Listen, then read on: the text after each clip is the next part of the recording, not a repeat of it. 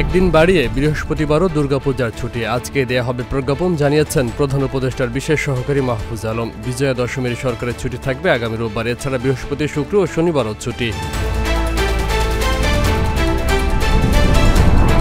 কক্সবাজারের মহেশখালীতে তৃতীয় ভাসমান এলএনজি টার্মিনাল নির্মাণ চুক্তি বাতিল করেছে অন্তর্বর্তী সরকার। কোনোরকম দরপত্র ছাড়াই চলতি বছরের 30 মার্চ সামিট গ্রুপের সঙ্গে চুক্তিটি করেছিল আওয়ামী লীগ সরকার। আজ এ তথ্য নিশ্চিত করেছে পেট্রোবাংলা।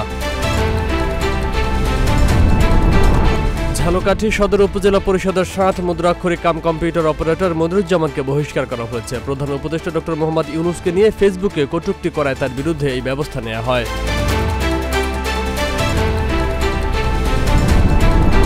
ঢাকা দক্ষিণ সিটি কর্পোরেশনের সাবেক মেয়র শেখ ফজলে নূর তাপস ও তার স্ত্রী সন্তানের ব্যাংক অ্যাকাউন্ট জব্দ।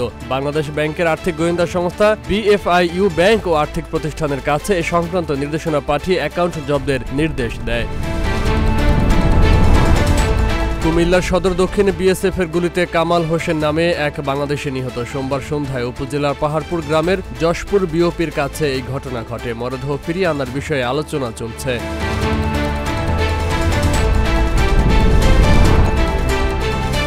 ডক্টর আলী রিয়াজকে প্রধান করে 9 সদস্যের সংবিধান সংস্কার কমিশন গঠন করেছে অন্তর্বর্তী সরকার। সোমবার মন্ত্রী পরিষদ বিভাগ থেকে এই সংক্রান্ত প্রজ্ঞাপন জারি করা হয়েছে। পরে প্রজ্ঞাপনটি গেজেট আকারে প্রকাশিত হয়।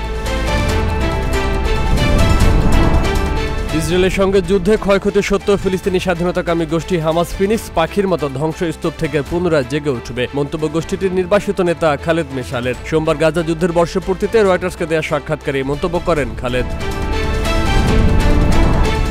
আজ বাংলাদেশ সময় বিকেল 4:45 পদার্থবিজ্ঞানে নোবেল জয়ীর নাম ঘোষণা করবে রয়্যাল সুইডিশ একাডেমি। চিকিৎসা শাস্ত্রে এবছর যৌথভাবে নোবেল জিতেছেন যুক্তরাষ্ট্রের ভিক্টর অ্যামব্রোস ও গ্যারি রাপকুন।